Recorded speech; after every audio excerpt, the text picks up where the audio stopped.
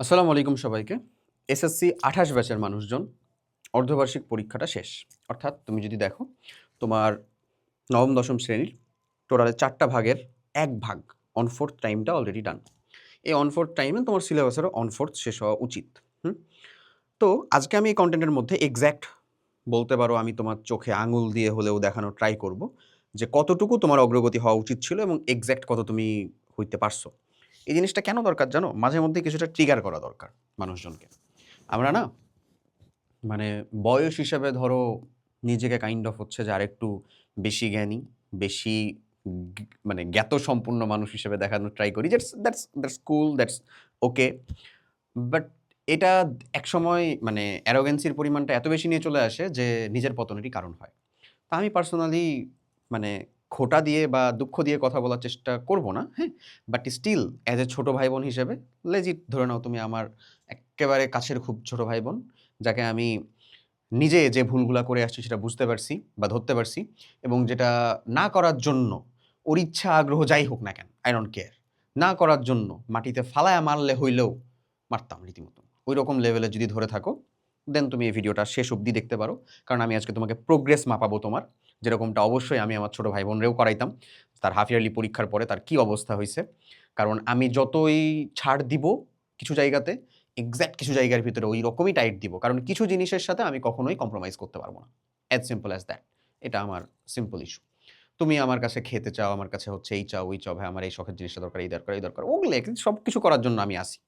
যেরকমটা লেজিট একজন বড় ভাইয়ের বোধহয় হওয়া উচিত, দেখা উচিত। বাট কিছু মোরাল জায়গাতে, কিছু ইথিক্সের জায়গাতে, কিছু তার বেসিক ডিউটি নিভানোর জায়গাতে এক্কেবারে এমন স্ট্রং হওয়া উচিত যেখানে ও দেখলেও মানে ও এটা না করতে গেলেও, এটা ভাবতে গেলেও যেন হচ্ছে ওর হাত পা কাঁপে।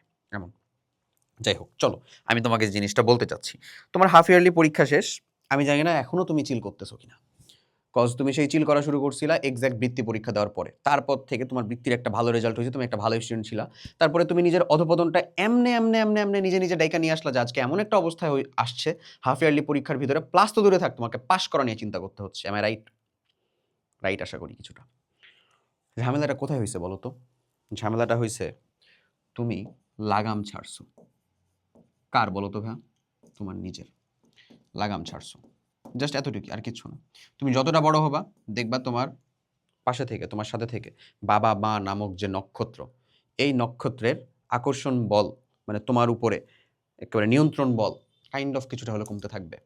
আর এই সুযোগটাকে কাজে লাগা যারা অধঃপতনে যাবা বা যারা হচ্ছে যে আসলে নেগেটিভলি এটাকে কাজে লাগাবা, বিশ্বাস করো তাদেরকে একেবারে স্বয়ং উপরওয়ালা ছাড়া আর কেউ বাঁচাতে পারে না। কেউই না। নিজেও না, সে নিজেও না। তো যাক, আসো হওয়া কি উচিত ছিল, কি হইছে এবং শেষ অবধি ভিডিওটা দেখলে আমি তোমাকে এটলিস্ট এতটুকু গ্যারান্টি দিব যে এখন অন্তত কি করা উচিত। কারণ দেখবা তোমাকে তোমার গার্জিয়ান যতই মারে, যতই পিটে, যতই শাসন করুক না কেন, সমাধান উনিই দেয়। উনিই বলে দেন যে আচ্ছা ঠিক আছে, যা হইছে হইছে, এখন এটা করো। এখন এটা করা দরকার। তা আমিও ইনশাআল্লাহ তোমাকে ওই জিনিসটাই শেষমেশ করাই দিব। ওকে? তো আসো আগে আমরা একটু বুঝি, এনালাইসিস করি যে জিনিসটা সবথেকে বেশি দরকারি। কেন এনালাইসিস করা দরকারি? কারণ তোর দরকার ছিল এটা ভাই। তুই এটা করতে পারিস নাই। তাইলে তোকে বুঝতে হবে না যে সামনে তোর কতটুকু দরকার, ততটুকু তুই করতে পারবি কিনা? এখন দেখ, কথা হচ্ছে ফিজিক্সে। দেখ তোর ১ থেকে ৪ পর্যন্ত চ্যাপ্টার কম বেশ প্রত্যেকটা স্কুলেই ছিল। কিছু স্কুলে একটা কম, কিছু স্কুলে একটা বেশি। এই তো জাস্ট ডিফারেন্স। আর তো কিছু ডিফারেন্স নাই। কেমিস্ট্রির ১ থেকে ৩ চ্যাপ্টার ছিলই। ৪ পর্যন্ত অনেক স্কুলে ছিল। আমি নিজে সিলেবাস দেখছি। বায়োলজির কথা চিন্তা করতে গেলে ১ থেকে ৩ চ্যাপ্টার ম্যাক্সিমাম স্কুলে ছিল। ভায়ার ম্যাথের ক্ষেত্রে ৪ থেকে ৫ টা চ্যাপ্টার ছিল। ১ থেকে ৪ বলতেছি না। জেনারেল ম্যাথের ক্ষেত্রে ৫ থেকে ৬ টা মতন চ্যাপ্টার ছিল। এই কিছু চ্যাপ্টার যদি এখানেই থাকে মোরলেস আমি যদি ধরে নিই তাহলে এখানেই প্লাস 20 প্লাস চ্যাপ্টার আছে না? এই 20 প্লাস চ্যাপ্টার কি তুই বুকে হাত রেখে বলতে পারবি শেষ করছিস? সত্য কথা হচ্ছে না। ম্যাক্সিমাম মানুষজনেরই কাইন্ড অফ এখানে 12 মানে লেস দ্যান 12 চ্যাপ্টার শেষ হইছে। তো লেস দ্যান 12 চ্যাপ্টার আসলে 20 প্লাস চ্যাপ্টারের ভিতরে কত পার্সেন্ট হোল্ড করে রে ভাই? 50% এর একটু বেশি। কত? 60%? দেখ 60% আমি কোনো স্টাডি দেই নাই। স্টাডি দেই নাই। এমন একটা বাজে অবস্থায় আছিস। আর তোর কাছে যদি লাগে যে না ভাইয়া, না আপনি একটু ভুল বলতেছেন। শোনেন, আমার শেষ হইছে ভাইয়া। Then you are welcome to me. তুই আমার থেকে একটা চকলেট পাইস যা। ঠিক আছে? ওকে। এরপরে আয়। এরপরে ধর B1, B2 ওগুলো তো আমি এখনো বলি নাই এখনো। E1, E2 এগুলাতে মিনিমাম ৩ টা ৪ টা করে গদ্য পদ্য ছিল। ছিল না? B2 এর ভিতরে মিনিমাম নির্মিতি অংশ, ব্যাকরণ অংশের অংশ ছিল। E1, E2 এর ভিতরে অংশ ছিল। প্যাসেজ ছিল। BGS মিনিমাম BGS এর ভিতরে ২ টা থেকে ৩ টা চ্যাপ্টার মতন ছিল। ইসলামের মধ্যে ২ থেকে ৩ টা চ্যাপ্টার ছিল। মানে মিনিমাম ২ টা চ্যাপ্টার। আইসিটির ভিতরে চিন্তা করতে গেলে ২ টা চ্যাপ্টার ছিল। ইন টোটালে যদি আরেকটু সাম আপ করতে চাও তাহলে এখানে যেখানে যেটা তোমার ছিল এটা তো অলরেডি হচ্ছে যে 32 থেকে 33 চ্যাপ্টার্স হয়ে গেছে তোমার হাফ ইয়ারলি পরীক্ষার জন্যই জাস্ট, যেটার মধ্যে কি তোমার আসলে 20টা প্লাস কমপ্লিট হয়েছে। সত্য কথা বলো, সত্য কথা বলো, মারামারি রাগারাগি করার কিচ্ছু দরকার নাই। আমি তোমাকে খুব কর্কশ ভাষায় খুব খারাপ কথা বলবো এমনও কিছু দরকার নাই। আমি এখানে আসছি তোমার হেল্প করার জন্য, ইনশাল্লাহ হেল্প করবো।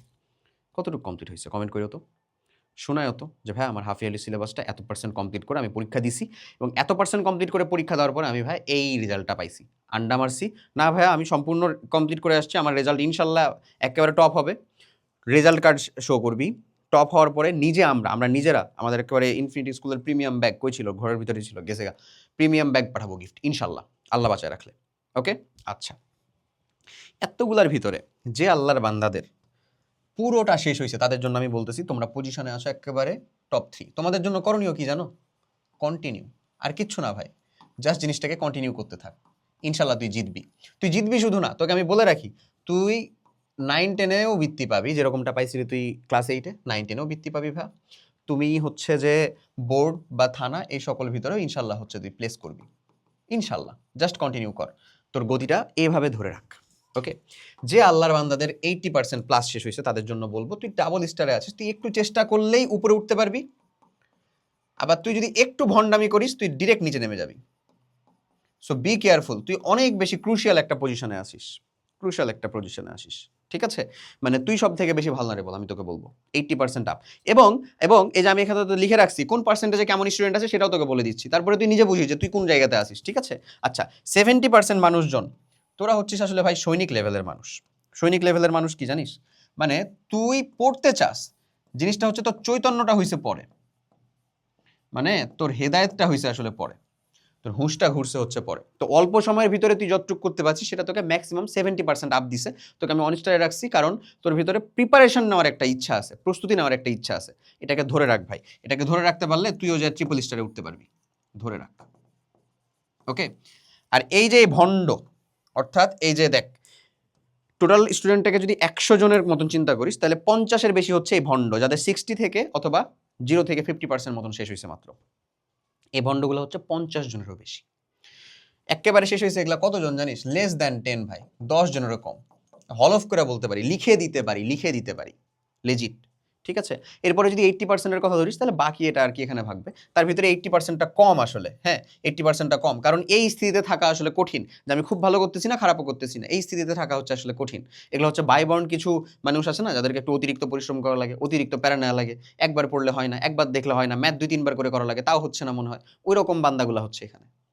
ওকে, আর 70% ওই যে বললাম ওর হুঁশটা ঘুরছে হচ্ছে পরে, বাট ঘুরছে, ও চেষ্টা করলে পারবে, ওর জন্য সম্ভব। তাহলে দেখ, আমাকে অবশ্যই কমেন্ট করে তুই জানা ভাই তুই কোন পজিশনটাতে। এখন প্রত্যেকের জন্য আমি করণীয় বললাম, এই আল্লাহর বান্দা সব থেকে বেশি, এদের জন্য করণীয় শুনতে হবে না? সব থেকে জরুরি হচ্ছে তাদের জন্য করণীয়। তাদের জন্য করণীয় কি? প্রথম জিনিসগুলা মনে হইতে পারে একটু বেশি সাইকোলজিক্যাল, বাট বিশ্বাস কর যা যা দরকার তাই বলতেছি, মারপিট করবো না। অ্যাটলিস্ট প্রথম 1-2 বার আমি খুব ভালো করেই বুঝাবো, গায়ে হাত তোলার কোনো প্রয়োজন নাই, চাইল্ড অ্যাবিউজ হবে আবার, যাই হোক তোরা তো এখনো শিশু। যাক, ইন্টারনাল মোটিভেশন বল, ফুয়েল বল, এনার্জি বল, যাই বল না কেন ভাই, এই জিনিসটা তোকে আগে প্রথমে অ্যাকোয়ার করতে হবে, এই জিনিসটা অর্জন করার চেষ্টা করতে হবে, এই ট্রিগারটা নিয়ে আসতে হবে। Okay, something that triggers you to study, something that triggers you to self improve. Okay, যেটাই হোক না কেন তোমার নিজেকে ইমপ্রুভ করার জন্য কিছু একটা তোমাকে ইমপ্রুভ করতেছে। সামনে ক্যামেরার সামনে ভাইয়া বকবক করতেছে, ভাইয়া বুঝাইতেছে, হ্যান করতেছে, ত্যান করতেছে, এটা তোমাকে খুব বেশি দূর নিয়ে যাবে না। প্রত্যেক এক বেলা পর পর, একদিন 2 দিন পর পর, 1 সপ্তাহ পর পর দেখা যাবে যে ভাইয়ার দরকার হচ্ছে, ওরা তোমাকে বেশি দূর নিয়ে যাবে না। তাহলে এমন কিছু দরকার যেটাকে আমরা কি বলতেছি, ইন্টারনাল মোটিভেশন অথবা internal dedication, what ever it is. এটা আসলে কি, তোমার রেজাল্ট ভালো করা আসলে কি জন্য দরকার বলো তো? অবশ্যই তোমার ভালো একটা ফলাফল দরকার, নিজের বাবা মায়ের মুখে হাসি ফোটানোর জন্য। ওনারা তোমার পিছনে সময়, শ্রম, টাকা সবটা ওয়েস্ট করতেছে, সবটা। এটা ওয়েস্ট কেন বলতেছি জানিস? কারণ তুই এই 50%-এর ভিতরে, তাই আমি এটাকে ইনভেস্ট বলতাম যদি তুই 80%-এর ভিতরে হইতি।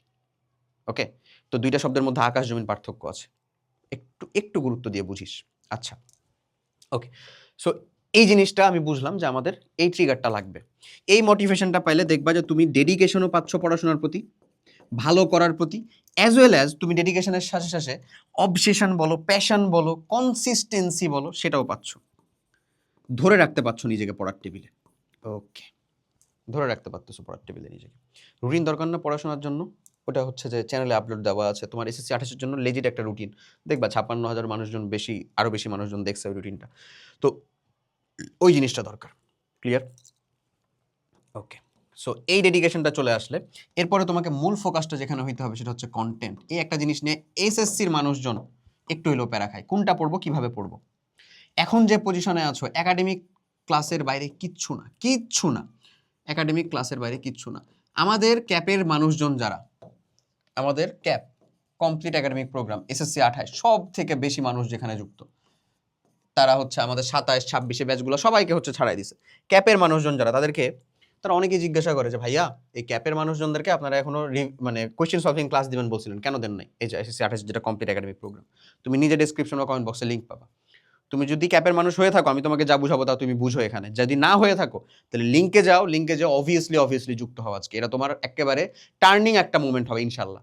তোমার ইবিআই থেকে শুরু করে বিজিএস মানে সব সায়েন্স নন সায়েন্সের সকল বিষয়ের একেবারে ক্লাস এখানে সম্পূর্ণ যুক্ত করে দেওয়া, রেকর্ডেড ফার্স্ট চ্যাপ্টার থেকে লাস্ট চ্যাপ্টার।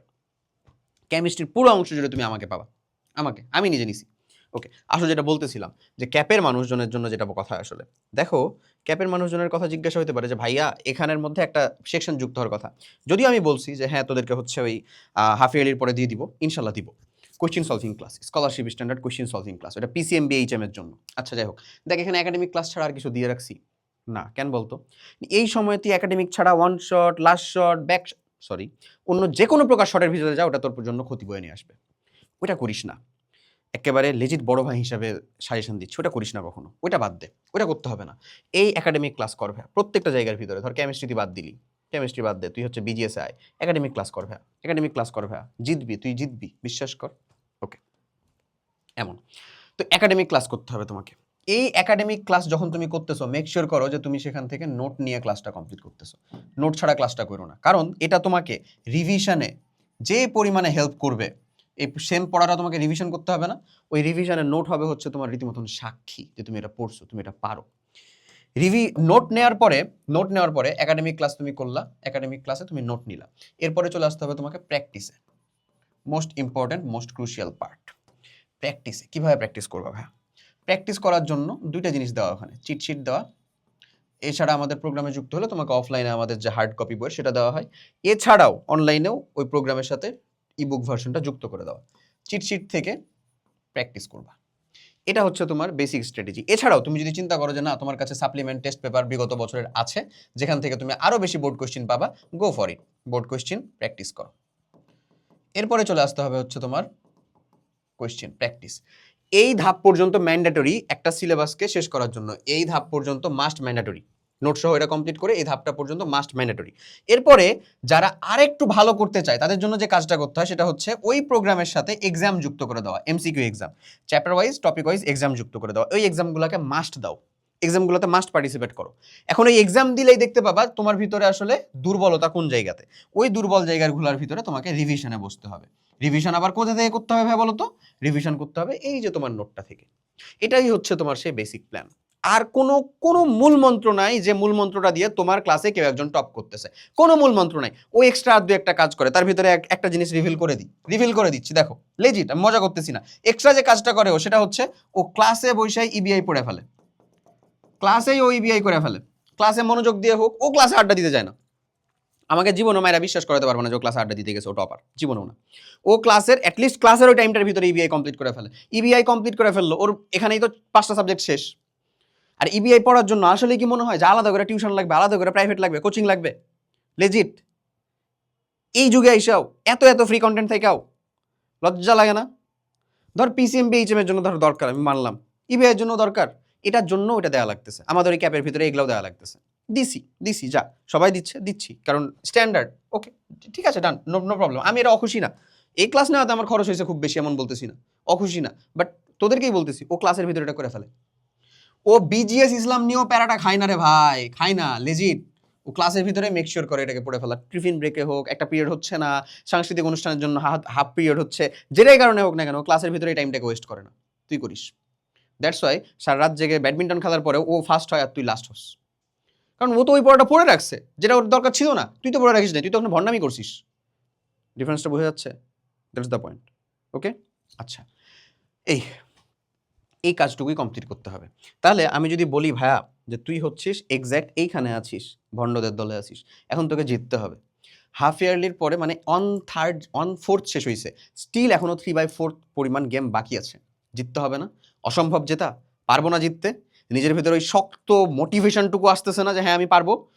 খুনি এই মুহূর্তে ভিডিও পজ করে যে একটা ইনশাল্লাহ ভাই পারবো কমেন্ট করে। যদি মনে হয় যে না ভাই আমি কমেন্ট করতে পারবো না, নিজে টেবিল চেয়ার আসিস না, খাতার ভিতরে লেখ ইনশাল্লাহ আমি পারবো। এই ছোট্ট জিনিস, এই ছোট্ট ইচ্ছা, এই ছোট্ট স্পৃহা তোকে একবার হলেও লজ্জা দিবে যখন তুই হচ্ছে এখান থেকে সরে যাবি, এখান থেকে দূরে সরে যাবি। কথা বুঝা গেছে? জিনিসগুলো কাজে দেয় মোটিভেশনের জন্য। এই যে দেখো, ওই যে বলছি না যে আমার মোটিভেশনের জন্য যা ইন্টারনাল লাগবে এটাকে খুঁজে বের করতে, ওটাকে সুন্দর করে টেবিলের সামনে ঝুলায় রাখ। ভাইয়া এমন অপমান করছিল, ভাইয়া এমনি বুঝাইছিল, স্যার আমাকে এমন অপমান করছে, স্যার স্কুলে স্যার আমার বাবা মাকে ডাকার মতন ই করছে, হুমকি দিছে, থ্রেট দিছে, আমাকে কেন দিবে? এটা কি কমতি আছে আমার ভিতরে? আমি কি করতে পারি নাই? কি জিনিসটা আমাকে অ্যাফোর্ড করতেছে না আমার বাবা মা? কি জিনিসটা চাইলে আমাকে দিচ্ছে না? তাহলে আমার মধ্যে ঝামেলাটা আছে, নিজের মধ্যে। এটাকে জাস্ট একটু ঠিক করার চেষ্টা করো, ইনশাল্লাহ ঠিক হয়ে যাবে। বুঝাইতে পারছি? যাই হোক, ডিসক্রিপশন ও কমেন্ট বক্সে তুমি একটা লিঙ্ক পাবা, দেখো, দেখে নিজে ডেমো ক্লাস দেখে যুক্ত হবা। যারা ক্যাপের মানুষজন তাদেরকে কি প্রসিজিওর আগাইতে হবে সেটাও বলে দিছি। ক্লিয়ার? একাডেমিক ক্লাসের বাইরে কিচ্ছু না, সোজা বাংলা হিসাব। অনশট, ব্যাকশট, লাস্ট শট যা করতে যাবি ধরা খাবি, মাথায় রাখিস। পড়তে হবে, এফোর্ট দিতে হবে, এর বাইরে আর কোনো কথা নাই। দেওয়ার জন্য যে সাইড জিনিসপাতিগুলো আসতেছে সেগুলাকে দূর করার জন্য, সেগুলাকে ট্যাকেল করার জন্য এত বেশি বকবক করা, নাহলে দরকারও ছিল না। বুঝা গেছে? স্টিল যে একাডেমিক প্রবলেমগুলো ফেস করতেছো, do comment, do let us no. ইনশাল্লাহ সেটা সলভ করার চেষ্টা করবো আমরা। সবাই অনেক অনেক ভালো থাকো, দেখা হবে নেক্সট কোনো একটা কন্টেন্টে। টিল দেন, আল্লাহ হাফেজ, আসসালামু আলাইকুম।